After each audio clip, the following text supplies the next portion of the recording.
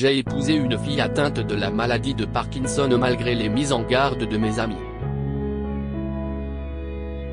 Aujourd'hui, nous avons 14 petits-enfants et nous vivons la meilleure vie possible avec notre famille, en voyageant constamment et en passant toutes les occasions spéciales ensemble.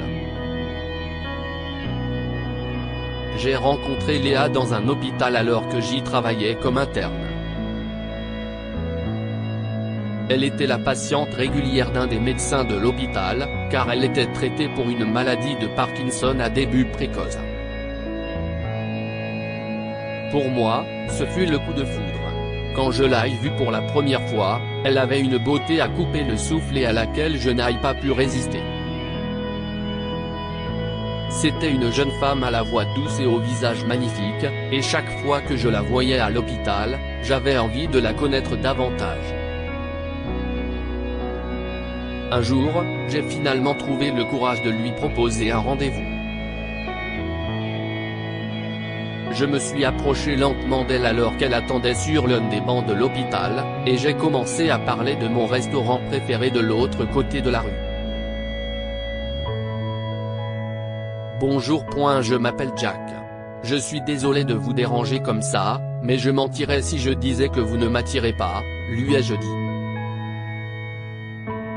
En disant cela, j'ai vu Léa afficher le plus beau sourire que j'avais jamais vu, avec ses joues laissant apparaître deux fossettes qui magnifiaient son caractère. Moi ? demanda-t-elle. Pourquoi vous intéressez-vous à moi ? Je ne suis qu'une femme atteinte de la maladie de Parkinson à un stade précoce. Ce serait tellement ennuyeux de sortir avec moi, commença-t-elle à dire. Je peux au moins essayer ? lui ai-je demandé honnêtement. Je pense que si est en voyant à quel point j'étais sincère, qu'elle a décidé d'essayer. Ce jour-là, nous sommes allés dans le restaurant d'en face. Je me souviens très bien, j'ai commandé mon cheeseburger préféré et un milkshake, et elle a commandé des chicken tenders et un root beer float.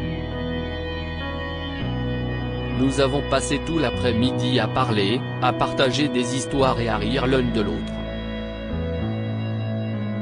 C'était le meilleur rendez-vous que j'avais jamais eu.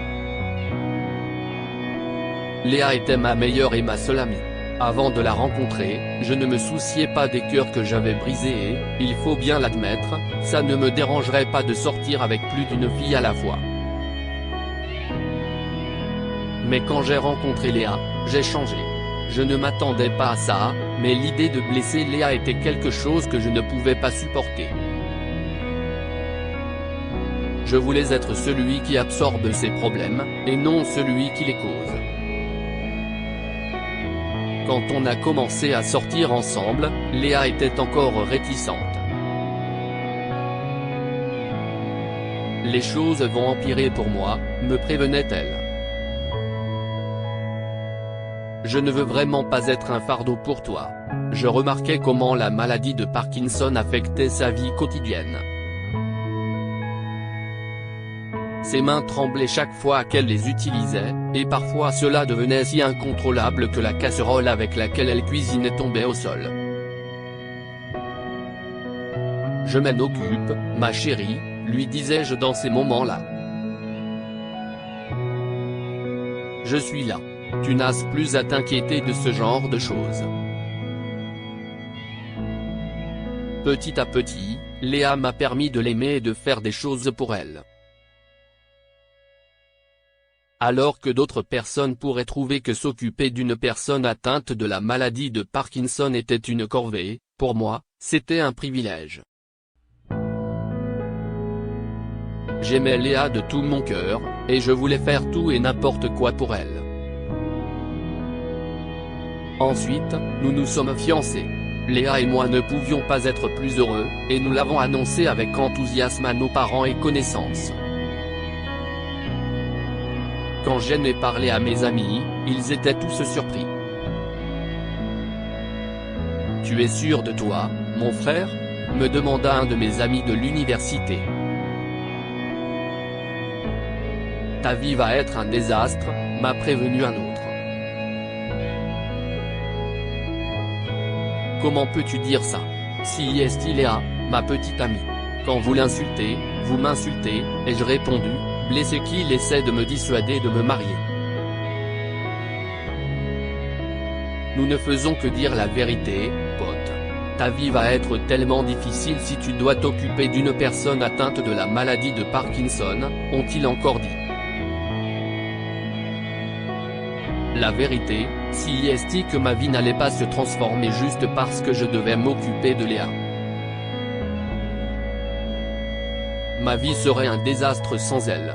Un jour, quelques mois avant notre mariage, j'ai décidé d'assister avec Léa à une conférence pour les personnes atteintes de la maladie de Parkinson. Pourquoi faire? M'a-t-elle demandé. Je veux savoir comment je peux mieux m'occuper de toi, lui ai-je dit. Et ça pourrait être bien pour toi de trouver un système de soutien, ai-je suggéré. Lorsque nous étions dans le hall, un homme âgé qui semblait avoir environ 70 ans s'est approché de moi. « Quel âge as-tu, mon fils ?» a-t-il demandé. J'ai 32 ans, monsieur.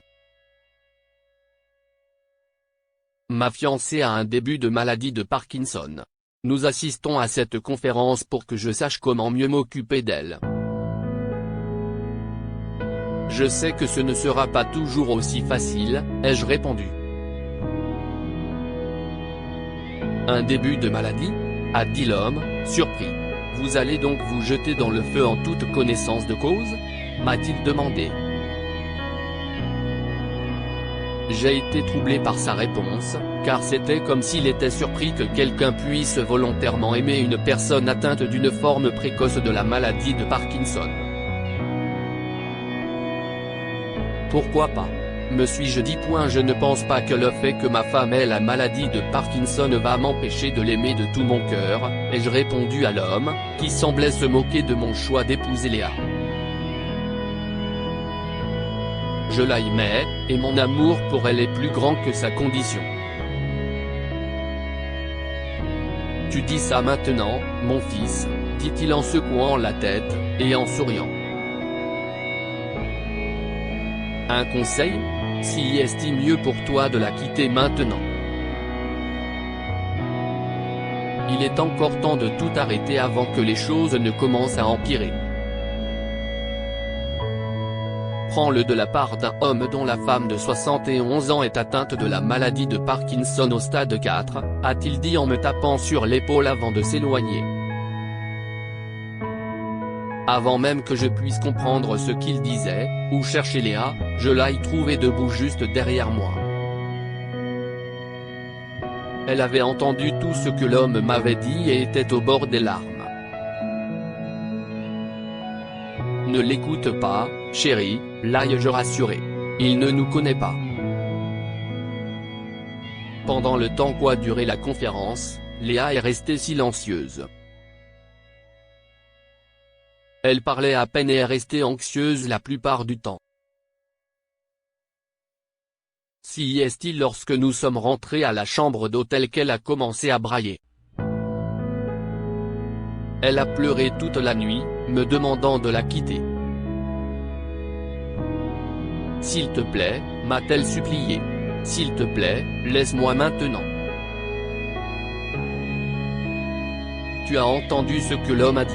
Ta vie va juste empirer à cause de moi, a-t-elle sangloté. Ma chérie, je ne te quitterai jamais, lui ai-je dit en la serrant très fort dans mes bras. Je veux que tu sois heureux, m'a dit Léa. S'il te plaît, annule le mariage. Ne faisons plus ça, a-t-elle pleuré. Je ne serai heureux qu'avec toi, lui ai-je assuré. Je t'en prie, crois-moi. Je n'annule rien du tout. Je veux être avec toi. Léa continua de pleurer, mais je n'ai pas cessé de l'embrasser jusqu'à ce qu'elle se calme. J'étais déterminé à lui prouver à quel point je pensais ce que je disais. Avant de m'endormir cette nuit-là, j'ai appelé mes parents et leur ai demandé d'avancer toutes nos réservations de mariage au lendemain. Le lendemain matin, j'ai fait livrer la robe de mariée de Léa à l'hôtel et je lui ai demandé de s'habiller. Pourquoi faire ? Me demanda-t-elle, surprise que sa robe de mariée soit dans la pièce. Je pensais ce que j'ai dit. Je veux passer le reste de ma vie avec toi. Si tu veux bien de moi, lui ai-je dit. Léa m'a adressé un sourire sincère en serrant sa robe de mariée contre sa poitrine, et le reste appartient à l'histoire. Nous nous sommes mariés le jour même, entourés uniquement de nos familles. Je ne voulais plus inviter mes amis, car je savais que je n'avais pas besoin de leur négativité, sachant qu'ils n'étaient pas vraiment heureux de mon mariage avec Léa. Quoi qu'en disent les autres, j'étais déterminé à passer le reste de ma vie avec Léa et à fonder une famille avec elle. Je savais dans quoi je m'engageais et les complications auxquelles nous serions confrontés à l'avenir, mais tout cela n'avait pas d'importance pour moi. Aujourd'hui, nous célébrons notre 40e anniversaire de mariage dans une magnifique propriété au bord de la mer à Miami avec nos enfants et petits-enfants. Nous avons loué une maison au bord de la plage pour passer ce week-end spécial avec le reste de notre famille, où Léa et moi avons pu profiter de la brise fraîche de l'océan tout en créant de magnifiques souvenirs. Je ne regrette pas mon choix d'avoir épousé l'amour de ma vie. Aujourd'hui encore, si est avec gratitude que je regarde tous les défis que nous avons traversés, sachant que nous avons fait de notre mieux pour rester soudés. Nous avons tout traversé, et j'ai prouvé que tous les sceptiques avaient tort. Nous ne nous sommes pas séparés, et nous ne nous sommes jamais disputés au sujet de sa maladie. Au contraire, nous avons travaillé dur pour surmonter les difficultés ensemble, et cela a fait de nous un couple beaucoup plus fort.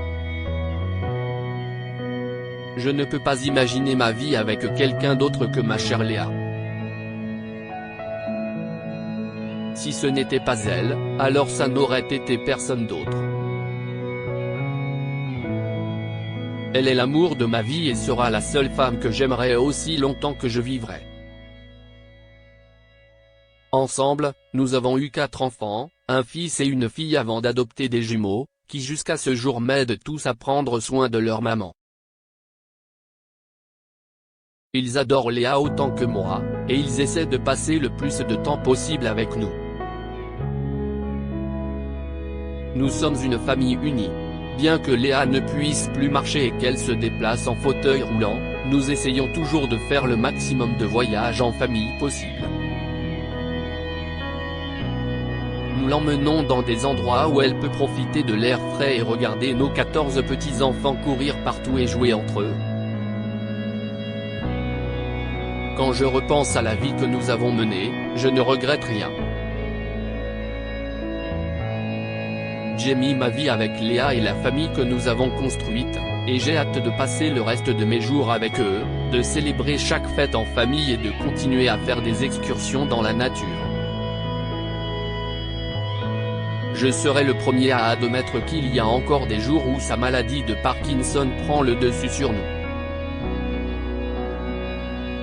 Mais ce sont des défis que nous sommes prêts à relever en tant que famille.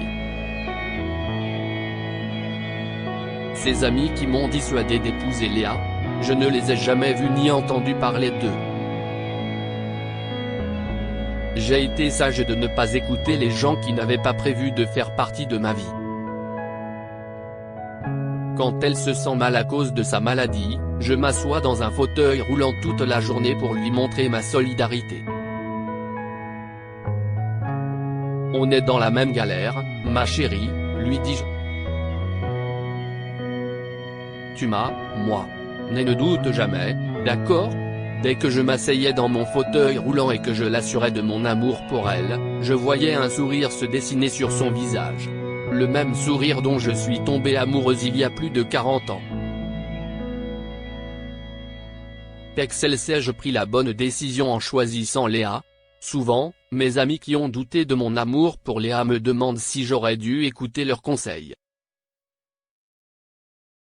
Aurais-je dû les écouter? Dites-nous ce que vous pensez, et partagez cette histoire avec vos amis. Elle pourrait les inspirer et illuminer leur journée. Abonnez-vous à Mon Mama sur Google News.